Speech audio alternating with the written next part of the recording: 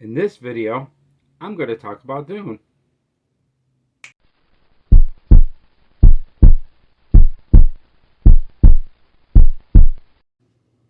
Hello everybody, I'm Peter the Book Lover, and in this video I'm going to talk about Frank Herbert's Dune. Before I get into the book, I want to thank everybody for coming by. You're wonderful for being here. I'm very glad that you're here, and I enjoy your company. If you like the video, I like you even more. I like you back. If you want to leave comments, please leave comments. I love to hear the comments. They are the most wonderful part of this experience. So comments are welcome. And at the end of the video, I have a bunch of names that pop up on the screen over my head. And those are channel suggestions. Those are people that were nice to me in the past. These are channels that I watch. So please check out the channels of the people you see at the end of the video. And it'd be nice if you like their videos, if you would subscribe. Okay, let's get into Frank Herbert's Dune. Now, I'm well experienced with this book, this story, because I've seen the David Lynch movie. I've seen Dune 1 and Dune 2, Part 1, Part 2. I've read this book twice, and I watched most of the miniseries. I didn't finish the miniseries, although I plan to go back into it and maybe finish it. But I'm familiar with this Dune. And there are some pretty cool things, and I'm going to discuss them without doing any spoilers. If you're new to Dune, maybe I'm a good example because I'm not going to spoil anything, but I'm going to cover some of the things that are really cool about this story. Okay? Okay, so here is Dune. Okay, so one of the coolest things about this story is that there's a planet that these people move to that is like a desert, and there's very little water on the planet. And on this planet, one of the most interesting things about this story, and one of the reasons what makes it very cinematic in my opinion, is there's these worms that live on this planet.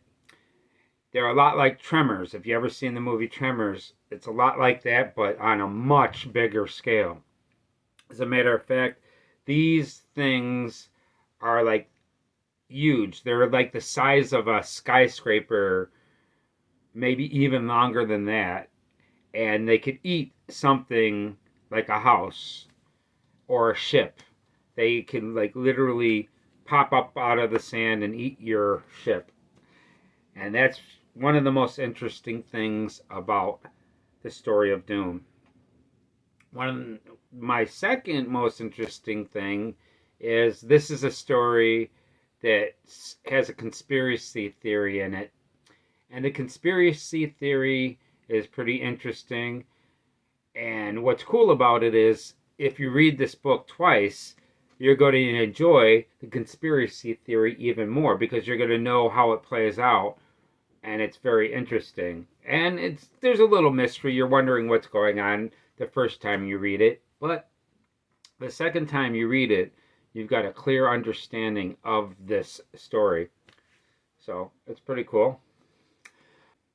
The third thing about this that I think is pretty cool is that you could have Starbucks on Arrakis or Caladan.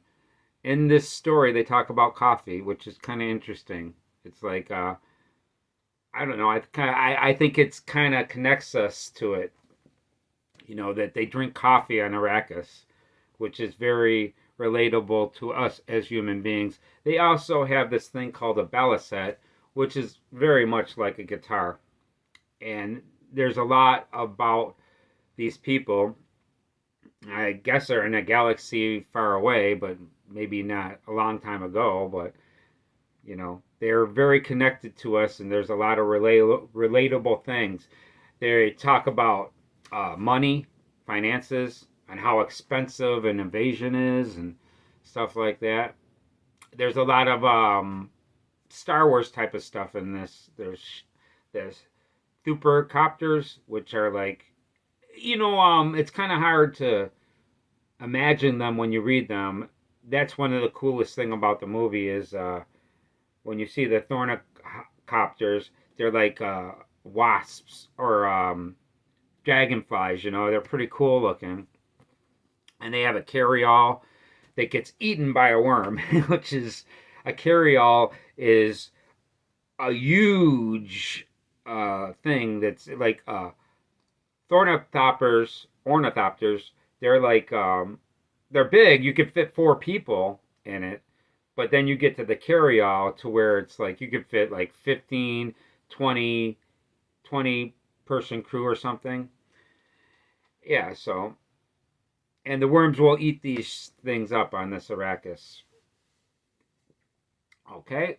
Another thing is cool is there's a family connection between the mother and the son. This is a mother and son. They go on a lot of adventures together. This is very family oriented, which is pretty cool. They're related to each other, and they learn a lot about each other as they get stuck on this desert.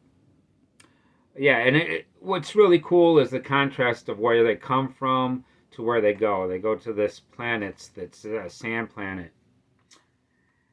Okay. Okay, I don't know where I'm at, but another cool thing that they have an idea. They have these things called steel suits. I have one criticism though. Well, no, two criticisms. The thing about steel suits that doesn't make sense to me is that part of the outfit doesn't include goggles or sunglasses, and that the suit actually is just to help you suck out your water. But I think the suit should have glasses to protect you from the sand, because I know being around a sandstorm, man, you're gonna need goggles. They did have it in the movie though, but they didn't have it in the book. They didn't describe anything about wearing protective eye gear. And another thing about the steel suits that kind of that they're a cool thing, but I do not know if I'd be able to empty the catch and drink it, and knowing that it's like all your body fluids. To me, it's a little, I mean, I just like to think of having to drink your own sweat and your own urine and feces, and I guess it sucks all the water out of you, and you drink it, and they even talk about it like the flavor or something, and it's I don't know, man, if I would be too into emptying the catch, but you have to survive, man. It's either drink that whatever that stuff is, whatever you want to call it. All the fluids there. Oh. But it's still a cool thing. It's like it's got this tube that connects to your nose, and it sucks out your nose, and it's a cool part of the idea. And the Fremen, and by them making these still suits, they could like survive out in the desert. It's not really a desert, but they could survive out in the wasteland for a long time. Okay, another cool part about Dune is the villain. Although in the movies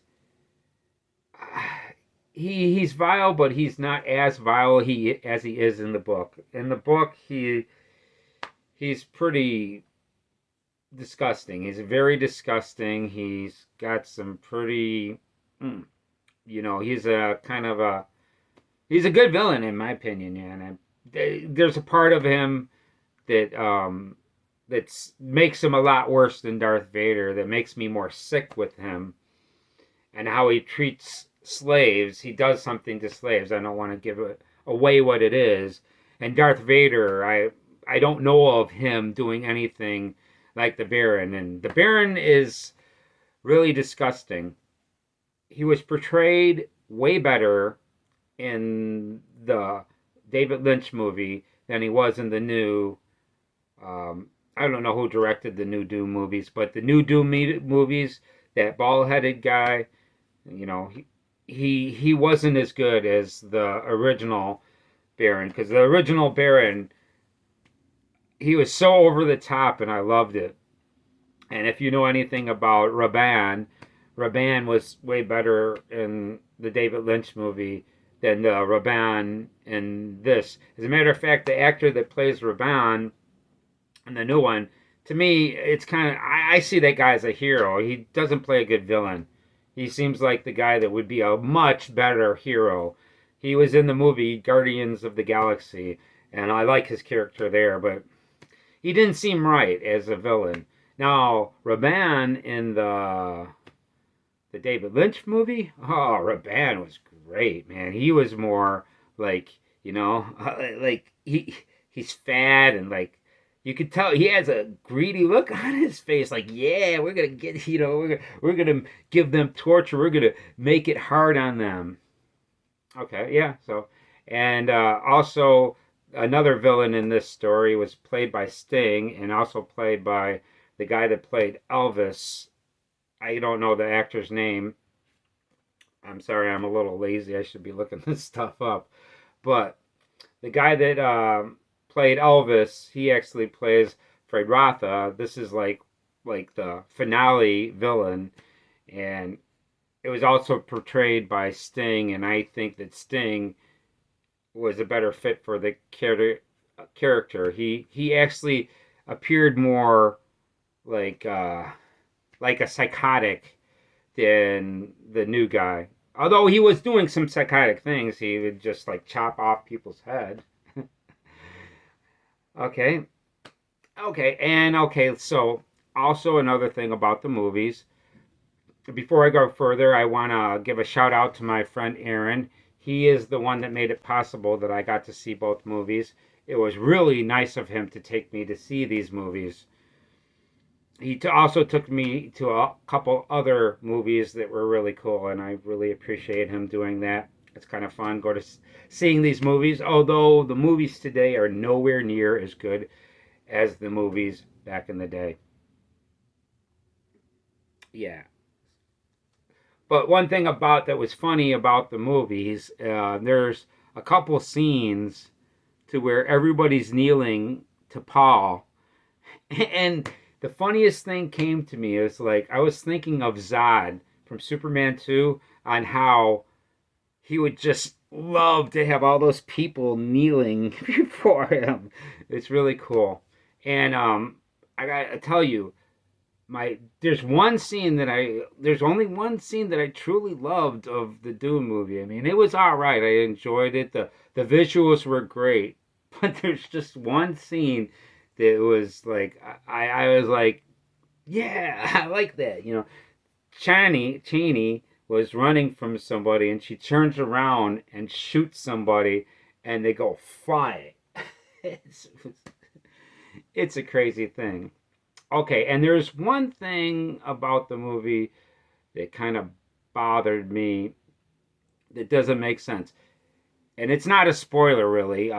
There's, in the second movie, the Sardaukar has these suits, and these suits are like anti-gravity suits, and they like, you know, they could jump off a cliff and it will slow down their fall so they don't have to touch the ground. And it's like, I wish they didn't put that in, because it doesn't make sense. Because if they had that technology, I mean, the way that you would handle the spice, farm the spice, would be with that, and you didn't have to worry about the worms. The thing about the worms is if you're walking on the sand and the worms hear your footprints, they come up and eat you. So you walking on the sand, you have to walk the specific way so you don't sound like you're walking on the sand, and you got to kind of like hide themselves.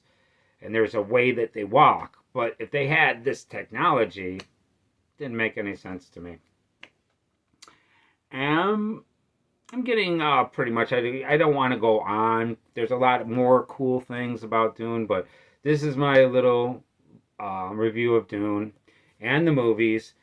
Um, I do got to say though, I still think that they could make another Dune movie. They could be more awesome than what they got. Like I wish Peter Jackson like did a Dune movie or George Lucas did a Dune movie. I have a feeling it would be a total different outcome to where people would be walking around with Dune shirts all over the place because the casting of this new movie was like I don't know why they would cast, nobody like drew you in with their acting skills. It was like they were that character and it I don't know. It didn't have the same thing as before. Okay, that was my review of Dune. Uh, right now, I'm reading First Blood by Rambo. I'm halfway through that, so I'm gonna have a review coming of that. Now, the next review that I'm gonna have of books that I read in 2024 is gonna be Silas Marner. That's a great book that I read. It's got this is a classic book and it's a really nice book. I think you might want to come around and check out the Silas Marner review and the First Blood because this is turning out to be a very interesting book.